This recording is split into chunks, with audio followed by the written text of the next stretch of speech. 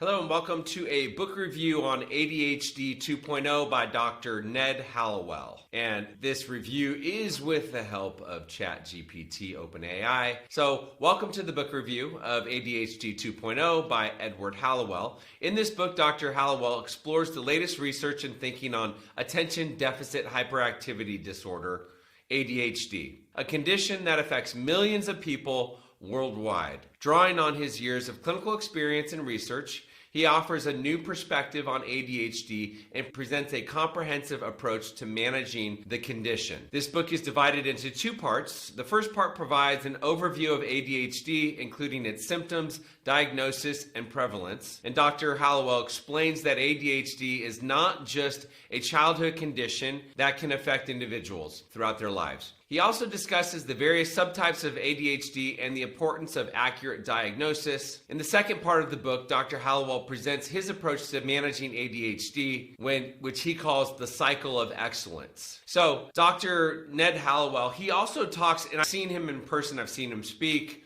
He's going to be on my podcast shortly. He talks about ADHD and addiction. So people that have ADHD are, I don't remember what he said, I think like 10 times more likely to have addiction. And if you look at people that have addiction issues or an addiction disorder, which, people that have ADD or ADHD are just much more likely to have addiction issues, problems, whatever. And he doesn't even call ADD, he doesn't even call it a disorder. He doesn't like to call it a disorder. He likes to call it a difference. And when he talks about ADD, it's like the person with ADD, it's like someone who has a Ferrari brain, but they need to have like the car. Let's say, for example, you've got a Ferrari engine in a Pinto, and the Pinto can't handle the Ferrari brain. And so that's what he talks about. And I like hearing that because I have ADD, and he's basically telling me that my brain works 100 miles an hour or 1,000 miles an hour, and I just can't handle it, or my body can't handle it, or my nervous system can't handle it, or whatever you want to say. And I would agree with that. I mean, my mind I'm all over the place.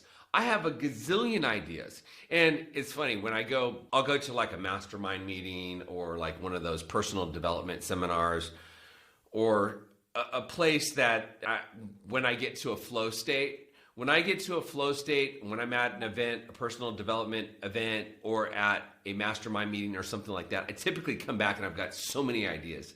And my team's like, whoa, hold on, stop, slow down. And I remember I had my nephew worked for me, and he's very methodical, and he likes to start things and finish them. So he's like, steps 1 through 10 before he moves on to the next thing. Whereas me, I can do step 1 and 2, and I'm like, oh, let's go over here. I got another idea. So people that work with me or have worked with me in the past, people end up getting overwhelmed because I got lots of ideas and lots of things, which, actually this might even be an example of the ADD where I'm like, woo, I'm going off on a tangent. So, okay, Dr. Ned Hallowell, he calls the cycle of excellence his approach, the cycle of excellence. So this is working with an ADD coach. Now, I have one sponsee right now who said, I was diagnosed with ADHD, and the doctor says I should go on Vyvanse. Vyvanse is I don't know if he said not a stimulant. I'm like, bro, you're 58 years old. You've never taken Vyvanse in your entire life. Why would you think that you need to go and take Vyvanse right now? I mean, I don't know. In my opinion, there's doctors out there that are just prescribing things. I'm not a doctor, so my experience, I started taking Vyvanse in 2008. The reason, and I never took Adderall or Vyvanse in high school or in college. I had ADD, and I just learned to deal with it. What that meant was that I needed to sit in the front row. I needed to be more engaged. I needed to be more involved. If I'm sitting in the middle, or even in the middle of the classroom or in the back of the classroom, forget it. I'm not even going to know what happened in class. I just know that's how I am. I have to sit in the front row. And that's how it was. I remember when I was in first grade, I was in Mrs. Mahaffey's class at Stowers Elementary in Cerritos. And I sat in the back row. And when I sat in the back row, I was getting like a C or a D. And to get a C or a D in class when you're in like first grade is pretty bad. But then they moved me to the front row. And when I was in the front row, I was getting straight A's. So I learned early on that I had to sit in the front row if I wanted to get decent grades, if I wanted to actually learn what was being taught in class. So I knew that all the way through, and I always got pretty good grades, and I ended up going to school at UC Davis, and I knew I had to sit in the front row, or if I didn't sit in the front row, I wasn't going to remember what happened in class. I had to sit in the front row. I had to engage with the professor. And this is even in like a 500 person lecture hall. I would have to sit in the front row, engage with the professor, take notes, ask questions, and be involved. And when I did that, like, I was solid. I got really good grades. I got, A's and B's, which, was great. I was fine with that. Now, and then after I graduated from college, I moved on to continuing to drink and then do other drugs like cocaine, and I really loved stimulants. When I was in college, I didn't really do stimulants. I mean, luckily, it was just mostly alcohol. I mean, I have no clue how I made it through, but I made it through. And then after I graduated from college is when I started doing other things like cocaine and ecstasy and what else? Like Xenadrine, which had ephedrine in it. Xenadrine no longer has ephedrine in it, but so that was kind of what I did. And with the cocaine, I could drink longer, I could drink harder, I would stay up all night and I would drink, and then I'd do some cocaine and it would wake me up, and then I'd do drink and cocaine and drink. I'd kind of go back. Then in 2008, shenanigans with friends, and my wife at the time, Jennifer, said, okay, if you ever do cocaine again, I'm divorcing you. So I quit doing cocaine at that time, and then I never did it again. But I didn't realize this until after I got sober. I went to the doctor and told him that I needed something for my ADD. And this is 2008. So I had already lived my whole life. I'd been totally fine without Adderall, without Vyvanse, and he put me on Vyvanse. And I remember I was on Vyvanse, and I would abuse the Vyvanse. And then I would kind of go back and forth between Vyvanse and Adderall. My experience, they're basically the same thing. And I've heard doctors, like this one doctor told my sponsee that Vyvanse is different than Adderall. My experience, that's bullshit. They're like the same thing.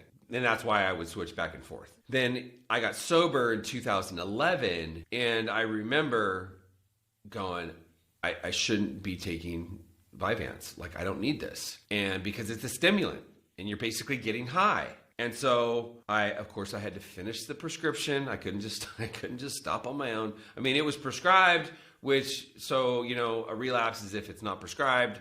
It was prescribed by a doctor, and I was diagnosed with ADD. And then I ended up stopping because I finished my prescription. I stopped, and I never went back to it. Now, in 2017, I was seeing a concierge doctor, longevity health doctor. He was a naturopath and an MD, super smart guy. And he was recommending Vyvanse. I was like, no, I'm not doing Vyvanse. I'd already done Vyvanse. I'm not doing it. That's a stimulant. Because his experience, my appointments with this longevity health doctor, they were about 3 hours long. Super smart, really, really good doctor. And of course, he's spending 3 hours with me, and I'm like I'm all over the place. So he's trying to he really is like, man, really like this Vyvanse, it's okay. It's not, and I was like, nope, not doing it. And then he came to me and recommended Modafinil. Modafinil, which is, I know quite a few people that talk about Modafinil. I'm in a mastermind group, and some of the people I've heard people talk about Modafinil as a smart drug, and it does. I mean, so it's like a non-stimulant. It's still a Schedule 3, Schedule 4 drug, so it needs to be prescribed. But it's not crazy like Vyvanse. It's not crazy like Adderall. It doesn't make you all spun out.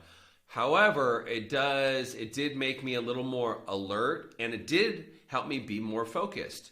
However, I met with Stephen Kotler. he's a best-selling author. He wrote Stealing Fire, The Art of the Impossible. He just wrote a book called Nar Country, and flow state is that's his area of expertise. And he talks about flow. And I said, hey, what about modafinil? Because I started taking modafinil after doing my research and realizing that, hey, it's not a stimulant and other people are taking it, and it's like a nootropic. So I want to be smarter. I want to be more alert. I want to be able to focus. And so I started taking modafinil, and I was more focused. I thought I was smarter. I thought I was smarter, and I thought I was getting more done. And when I was talking with Stephen Kotler, he said, it's fake flow. You think and you feel like you're smarter, but you're really getting dumber. And this is like doing cocaine, for anybody that's done cocaine, or even meth. You think you're smarter, you think you're more with it, you think you're getting more stuff done.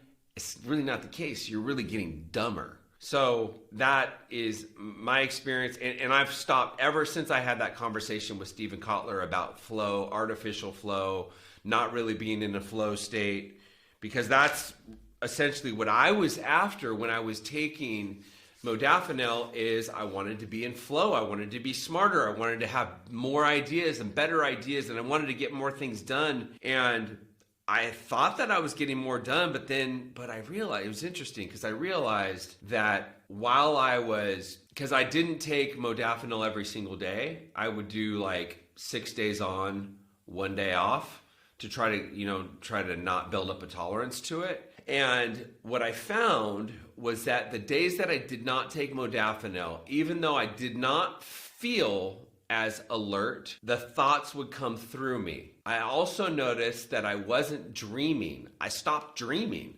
which I don't know why. Wes Kress, I got to get him to come on the show and talk about why, because he gave me the medical reason why. It does something to narrow something.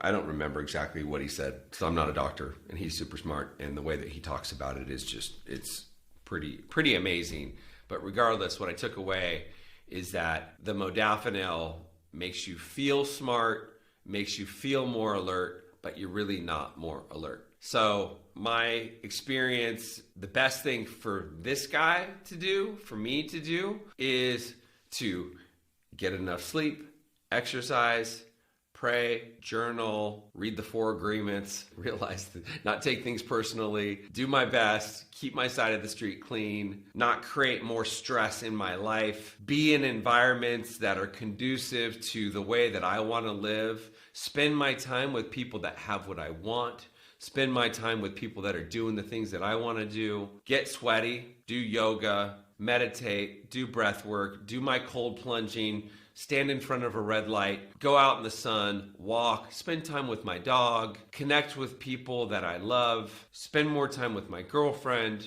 These are all the things that help me stay grounded. I mean, I want to be happy, joyous, and free. Be of service, help other people. Okay, I don't know if any of this stuff is, I guess it's kind of related to ADD. So I'm going to go back to ChatGPT and see the rest of what ChatGPT has to say about this book. Okay, so going back to, let's see here, the way that Dr. Ned Hallowell, he calls the cycle, how to manage, his approach on how to manage ADD. He calls it the cycle of excellence. And this approach emphasizes the importance of identifying and building on an individual's strengths and interests rather than simply focusing on their weaknesses and challenges.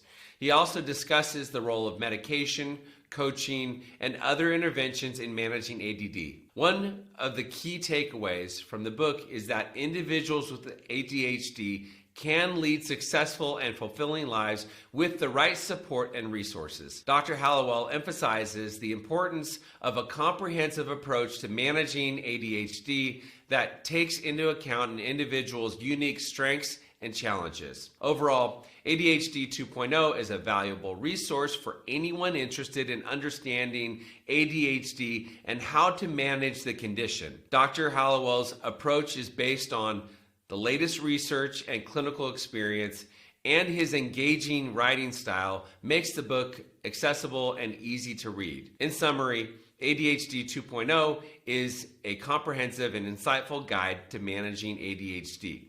Dr. Hallowell's approach emphasizes the importance of understanding and building on an individual's strengths and interests, and provides a roadmap for managing the condition effectively. Whether you have ADHD or know someone who does, this is definitely a book that you might want to check out, and you can read it. It's not a long book, it's actually pretty short, or you can check it out on Audible.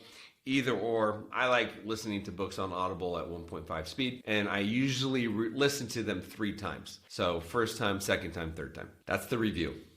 If you found this video to be of value, be sure to like it, subscribe to our channel if you want to see more videos, leave a comment if you have a question, if you've got something to say.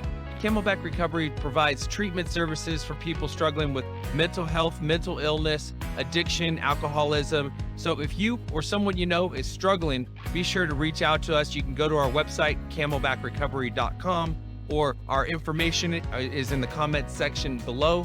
And we provide everything from detox, inpatient, outpatient treatment, sober living, recovery coaching, sober companion services. So either we'll be able to help you, or we'll be able to refer you to people or treatment centers that might be a better fit. So I will see you in the next video.